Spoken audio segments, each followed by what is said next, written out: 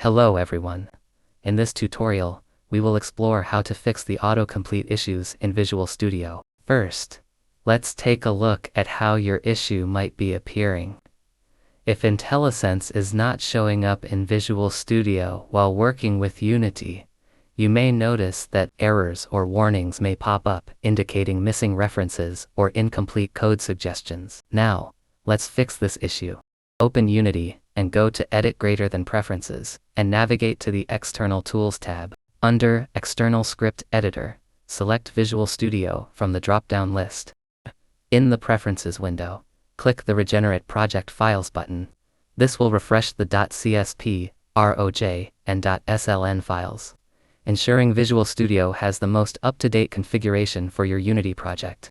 If you have any questions or run into any other issues, feel free to leave a comment below.